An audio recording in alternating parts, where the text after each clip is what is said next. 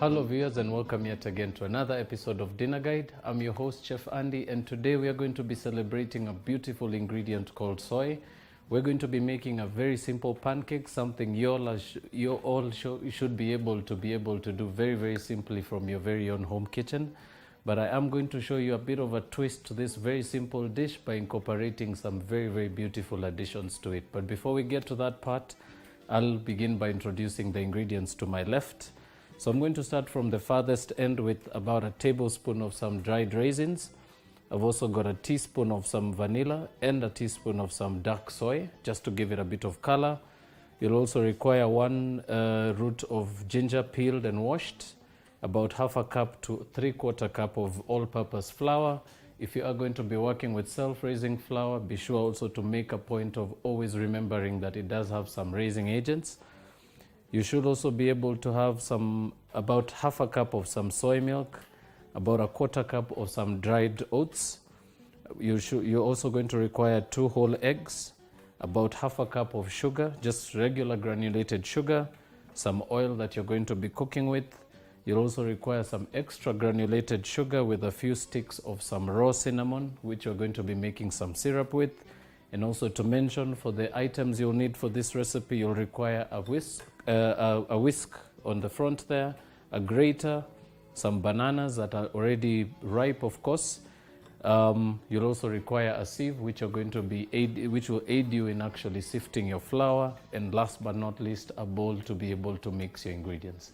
So we're going to give you a chance now to refresh yourselves and just take a quick short break if you need one, and we'll catch you after a very short break.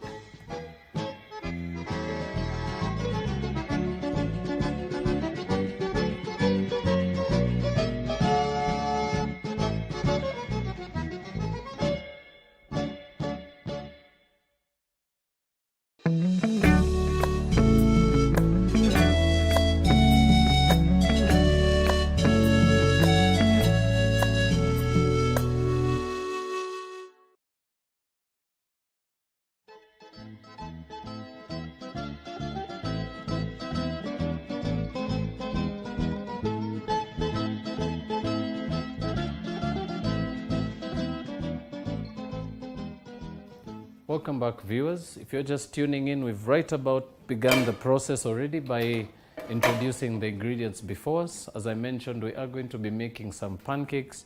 I am also going to be showing you a nice simple way of incorporating an additional dish, an additional accompaniment to this, which is some homemade ginger syrup. So we're going to start off by just doing just that. So I'm just going to switch those pans around, and we'll begin by turning our heat on. And now, very simple process. We're going to proceed to add about half a cup of sugar to a pan.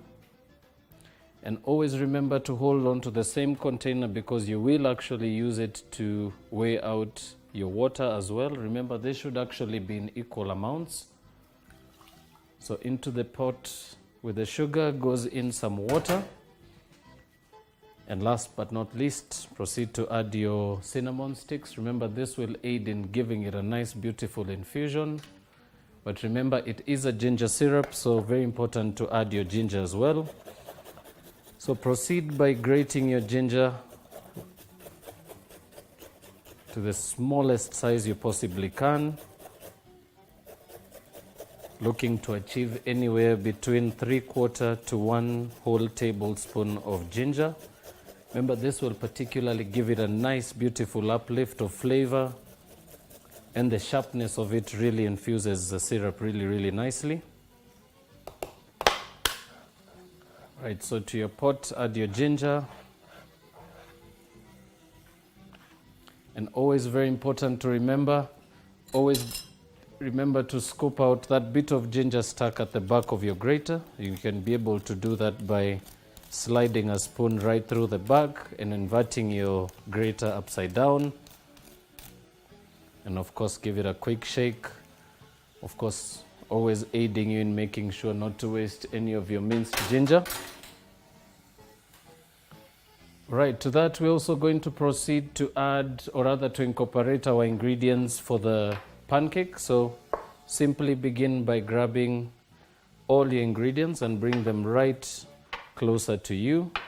I will also mention our oats are not cooked. These are just dried straight from the packet, but we are going to give it a bit of a kick by drying them off on a hot pan very, very gently.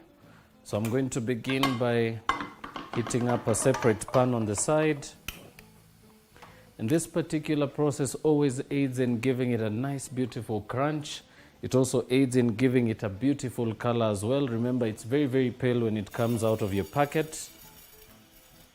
So slightly tilt your bowl sideways when pouring this out, and be sure to pour your oats evenly right around your pan. And this you are going to allow to heat up very, very gently. So you should actually proceed to do so at very low heat. And at this point, I will bring you to the pot we put onto the heat a little earlier.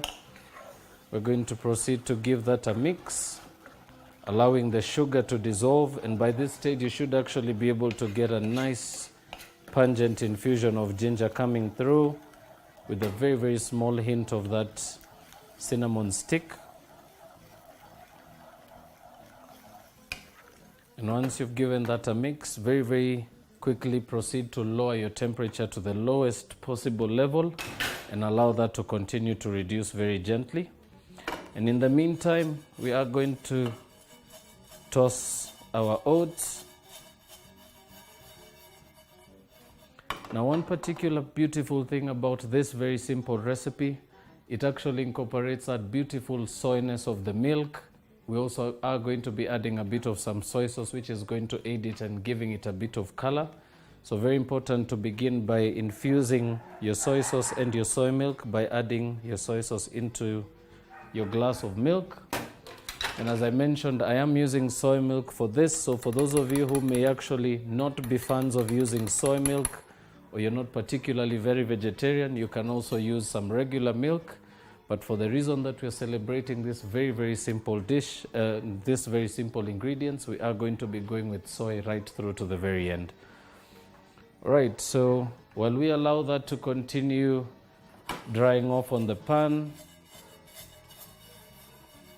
just very important to mention, keep tossing it just to allow to make sure that it evenly colors. And as we wait for that, we'll proceed to crack our whole eggs into a bowl. Right, so very simply begin the process by breaking your yolks.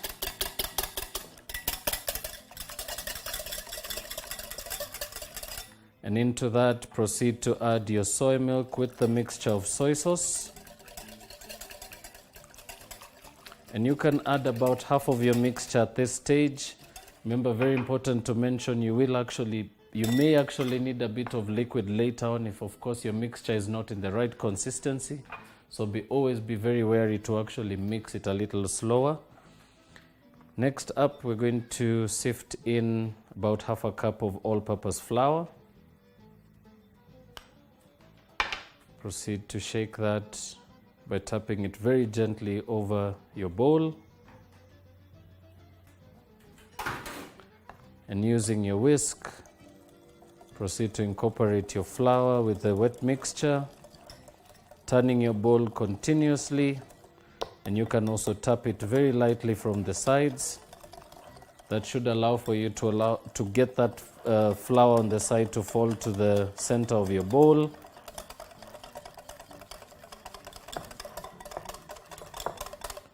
Proceed to add in your sugar as well. So I'm going to be using about 1/4 cup of sugar to this recipe.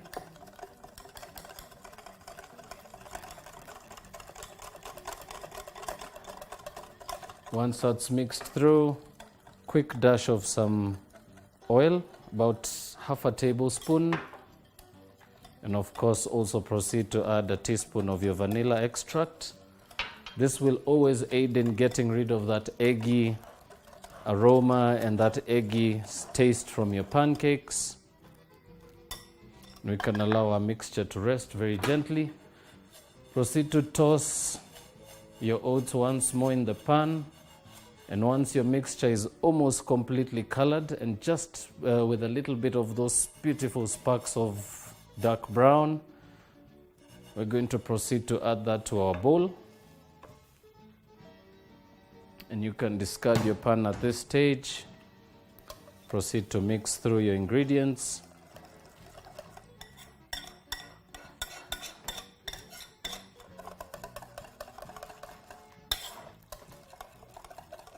Of course, always making sure to give it about 4 to 5 minutes of mixing. By this stage, you should actually be able to reduce any particular traces of flour lumps. And as well, by using a sift every time you use flour, always allows for you to get rid of any unwanted bodies in your flour. And it also aids you in also making sure that you don't have any weevils in your flour as well. Alright, once that's mixed through, you can proceed to check it. If it's still a little wet, you can proceed to grab your sieve once more. And you can sift in a bit more flour. Remember, the flour does give it the main body and it gives it that bit of texture.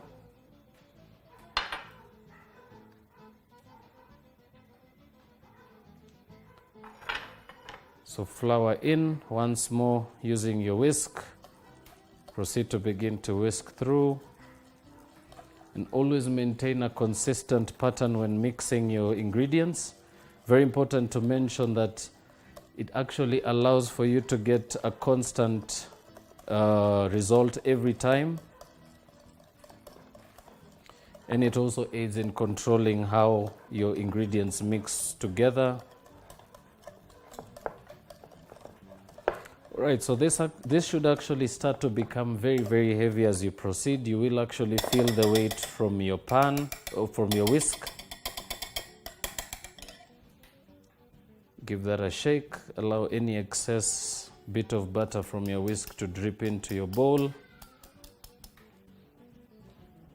And at this stage, your mixture is ready to proceed. So we're going to turn to our pan and begin to reheat very, very gently. As I mentioned, always very important to have a little bit of liquid remaining behind when you're doing your mixture. But remember, you can actually reserve that same liquid, probably add a bit of flour to the mixture and double up the quantity. It will always allow for you to also limit any particular waste. But for now, since we're not going to be using this, we're going to reserve it on the side. And last but not least, our raisins. So very, very simply, proceed to move those onto a board. And remember, these are particularly bought from the store dry. Very important to always remember to hydrate them, which is a very simple process of adding some water to your raisins and allowing them to soak. But if, of course, you're looking at making the process a little easier, you can also proceed to chop them very, very roughly. And this will particularly aid in allowing your raisins to absorb just a bit of liquid from your pancake batter. And it also reduces any chances of finding chewy bits in your pancake once they're done.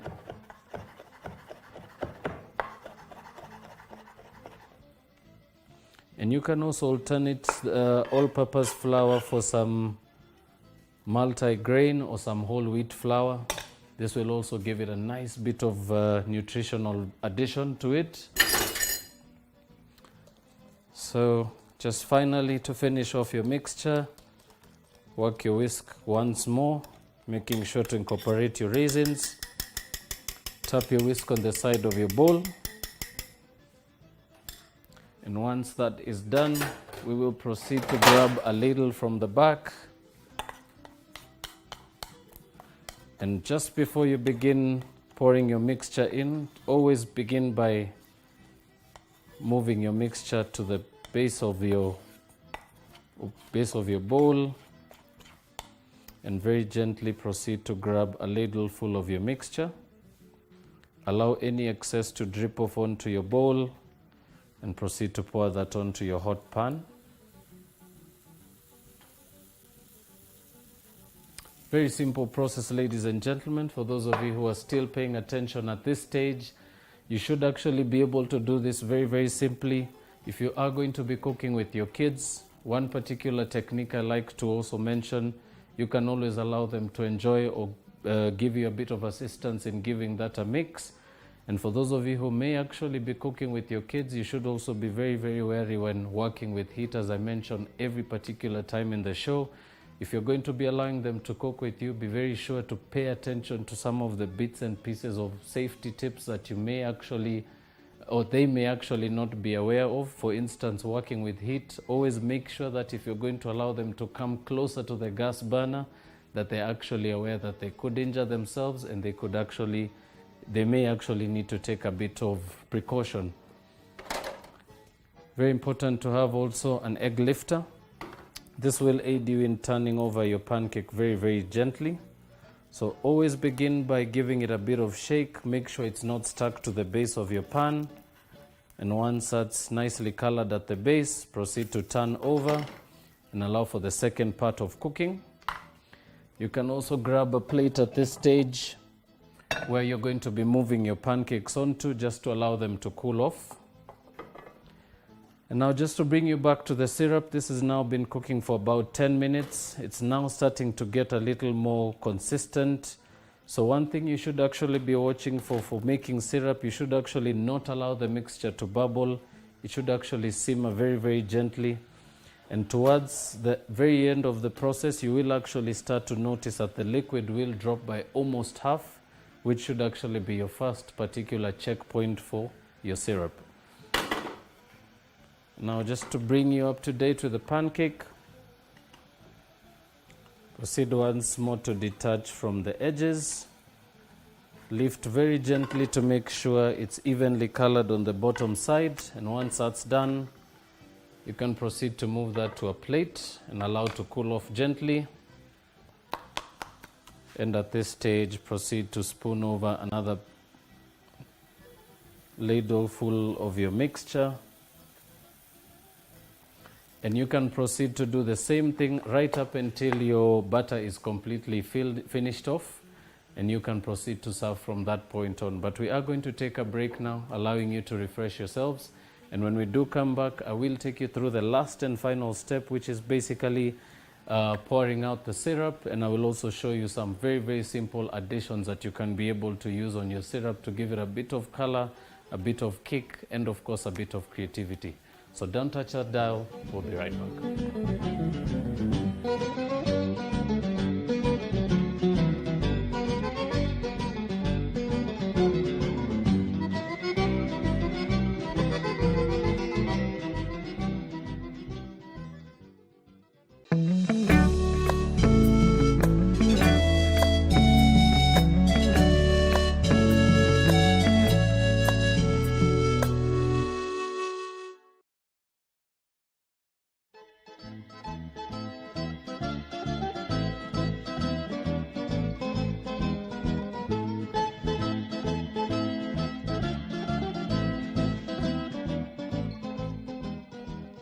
Welcome back, viewers. If you're just tuning in, we've just been working on some very simple soy, oatmeal and raisin pancakes.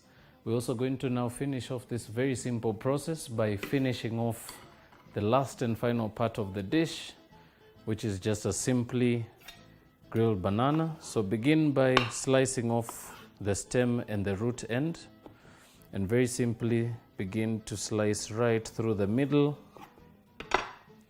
And you can proceed to peel and discard the peels.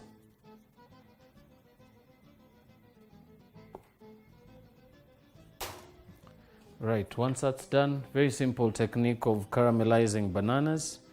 We'll proceed by drizzling over just a little bit of sugar. So very important to mention, while you're writing or taking down notes for this recipe, remember to just single out about a tablespoon of sugar. That should aid you in doing this very, very gently.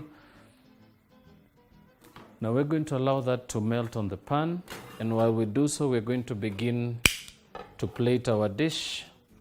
Very simply begin by placing your oat, raisin and soy pancakes onto the plate.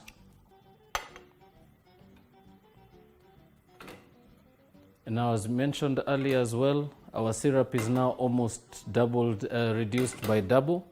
And as I mentioned, very, very simple technique. If you missed out on the recipe for making your own syrup, remember you can infuse your syrup with any particular flavors. You can go as wide as using some cardamom pods, some star anise, some vanilla as well will really give you a good syrup. But more so to mention, always remember to weigh out equal amounts of water to sugar. This particularly will allow for it to get to a nice, beautiful consistency. And remember, if you do actually add a bit more water, you may actually end up with a reduced substance that's not much like syrup. It may actually be very, very different to what you're looking for. So very much important to make sure to mention. Use a cup, particularly if you don't have a scale, you can always use a cup to weigh out equal quantity of water to sugar, and that should actually give you the correct consistency every time. Now, just to finish the bananas off, we're going to place them onto our pan, and you can proceed to move your pan around very, very gently. Proceed to turn your heat off completely. And you can at this stage as well just turn your bananas over and proceed to shake your pan once more, allowing the sugar to coat the outside part of your banana. And this will particularly also help with tenderizing the banana a little bit, especially if they're not overly ripe.